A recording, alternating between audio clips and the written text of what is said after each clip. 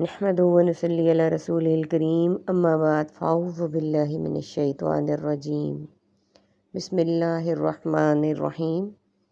الحمدللہ 5 رمضان اور 5ویں پارے سے متعلق ہی گویا کہ ہم قرآن کے علم کا احاطہ نہیں کر سکتے، لیکن اس کے مین پوائنٹ آپ کے سامنے ہیں تاکہ تھوڑا بہت علم میں ہو کہ پارہ نمبر 5 میں کیا کہا گیا ہے۔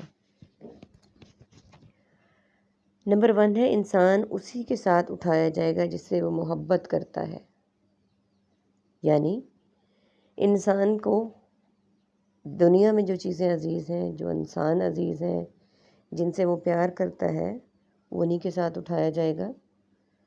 اس لیے یہ ضروری ہے کہ ہم اپنا حلقہ احباب وہ رکھیں جن کے ساتھ ہم دنیا میں بھی فخر کریں اور آخرت میں بھی ان کے ساتھ رہنا ہم باعث فخر سمجھیں۔ دنیا میں یہ دیکھنا چاہیے کہ ہماری کمپنی کن لوگوں کے ساتھ ہے، ہم کس کے ساتھ اٹھتے بیٹھتے ہیں، اپنی خوشی غم کو شیئر کرتے ہیں، کیا وہ اللہ کی نافرمانی کے کام کرتے ہیں یا اطاعت کے۔ اب یہ کرائٹیریا اللہ تعالیٰ نے ہمیں دے دیا کہ انسان اپنا ان کے ساتھ ہوگا جن سے وہ دنیا میں محبت کرتا ہے۔ اب اللہ تعالیٰ سے توفیق ہے کہ اللہ تعالیٰ ہمیں نیک لوگوں کی ہم نشینی، دوستی اور ان کی کمپنی دے تاکہ ہم بھی نیک اعمال کر سکیں، آمین ثم آمین۔ نمبر 2 ہے دوسروں کی نعمتیں دیکھ کر غم زدہ نہ ہوں بلکہ اللہ سے اس کا فضل مانگنا ہے۔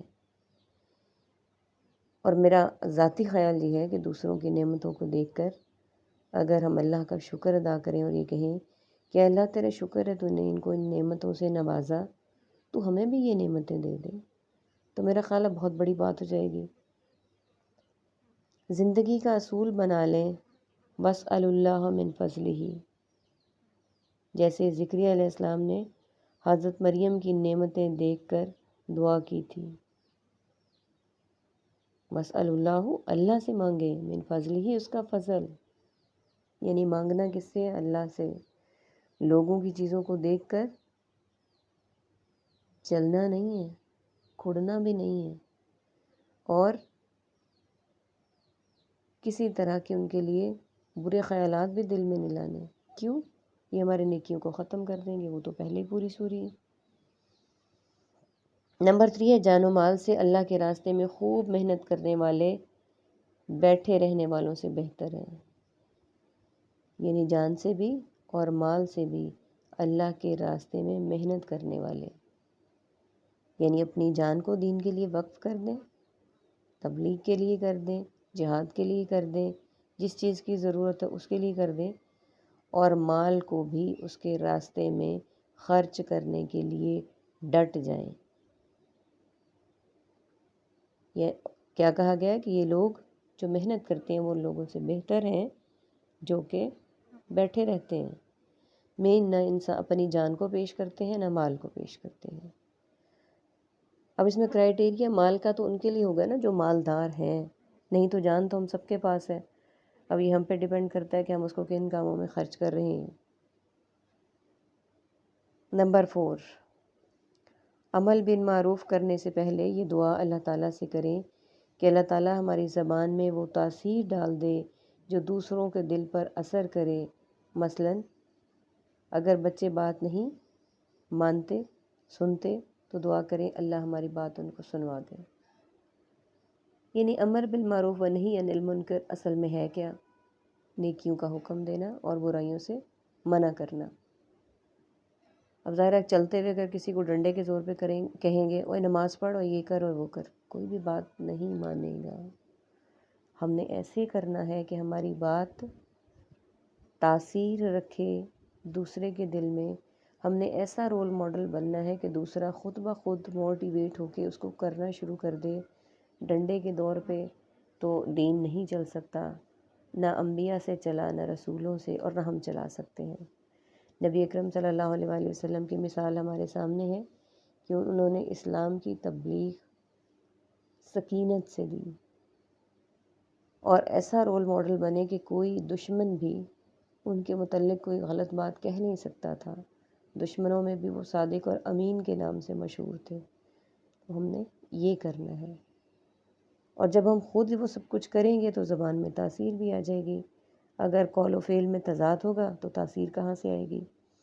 اس لیے اللہ سے دعا کرتے ہیں کہ اللہ تعالیٰ پہلے تو ہمیں اپنے قول و فعل میں تضاد سے بچائے اور ہمیں ایسے اعمال کرنے کی توفیق عطا فرمائے جو اللہ تعالیٰ اور اس کے رسول صلی اللہ علیہ وآلہ وسلم کی پسندیدگی کا باعث ہوں. نمبر 5، بات سنو ان اللہ کے ہاتھ میں ہے. یہ یعنی بات سنوانا جو ہے وہ اللہ کے ہاتھ میں ہے کہ وہ کس کو سنوائے، کیسے سنوائے اور کس طرح سنوائے. نمبر 6، توحید اور شرک کے بارے میں جاننا بہت ضروری ہے. یعنی جب ہمیں پتہ ہوگا کہ توحید کیا ہے، اللہ تعالیٰ سبحانہ و تعالیٰ کی ذات واحد ہے، یکتا ہے، اس کے ساتھ کسی کو شریک نہیں ٹھہرایا جا سکتا، کسی بھی لحاظ سے نہیں، تو ہم دوسروں کو تعلیم دے سکیں گے. اگر ہمارا اپنا نالج کم ہوگا تو ہم دوسروں کو تعلیم کیسے دیں گے؟ اس کے ساتھ شریک ٹھہرانے سے مراد صاف صاف یہ نہیں ہے کہ بتوں کی اور غیر اللہ کی عبادت کرنا ہی شرک ہے، جو کہ پہلے زمانے میں تھا.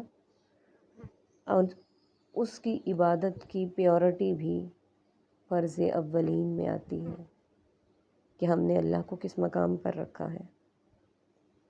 اللہ تعالیٰ سے توفیق مانگتے ہیں کہ اللہ تعالیٰ ہمیں اپنی عبادات کو اول وقت میں کرنے کی توفیق عطا فرمائے اور ہر کام جو اللہ تعالیٰ کی رضا کے لیے اور خوشنودی کے لیے اس کو بھی ہم اول وقت میں کریں. نمبر 7 ہے شکر آگ سے بچاؤ کا ذریعہ ہے.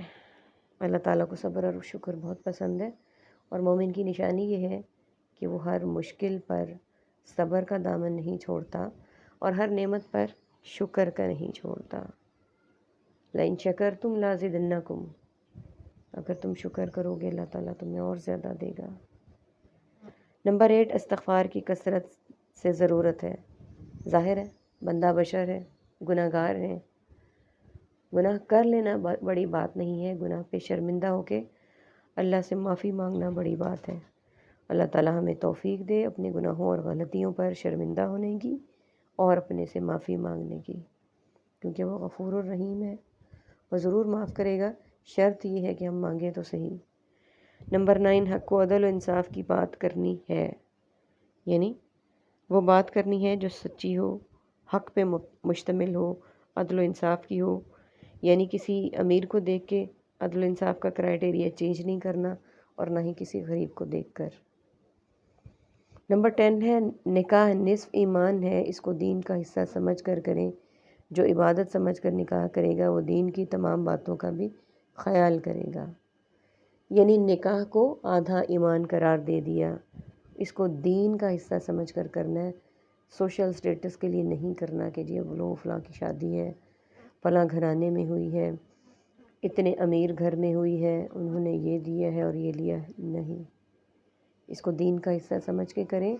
اور جب عبادت سمجھ کر نکاح کریں گے تو دین کی تمام باتوں کے ہم خیال بھی کریں گے. ہمارے معاشرے کا المیہ کیا ہے؟ شادی شدہ زندگی میں لڑائیاں، جھگڑے، فساد، پرابلمس. وجہ کیا ہے؟ وجہ یہ ہے کہ نکاح کی بنیاد دین کے نام پر نہیں بنی، دنیاوی ناموں پر بنی، تو ظاہرہ رزلٹ بھی ویسا ہوگا. نمبر 11، نماز میں سستی منافقت کی علامت ہے. بالکل صحیح کہ نماز تو پڑھنی ہے، اول وقت میں پڑھنا، نماز کے لیے انتظار میں بیٹھنا کہ نماز کا وقت ہو تو ہم نماز ادا کریں، اس کا بہت اجر ہے اور یہ مومن کی نشانی ہے. آخری وقت میں نماز پڑھنا، باقی کاموں کو زیادہ امپورٹنس دینا، یہ منافقت کی نشانی ہے اور ہم سب ایسے ہی کرتے ہیں. شیطان ہم پہ اتنا زیادہ مسلط ہو چکا ہے، اذان سننے کے بعد ہمارے کام بڑھتے جاتے ہیں، بڑھتے جاتے ہیں، بڑھتے ہی جاتے ہیں، حتیٰ کہ نماز کا جب آخری ٹائم ہوتا ہے تو ہم چند ٹھونگے مارتے ہیں اور ایک فارمیلٹی پوری کر دیتے ہیں. یہ نہیں کرنا.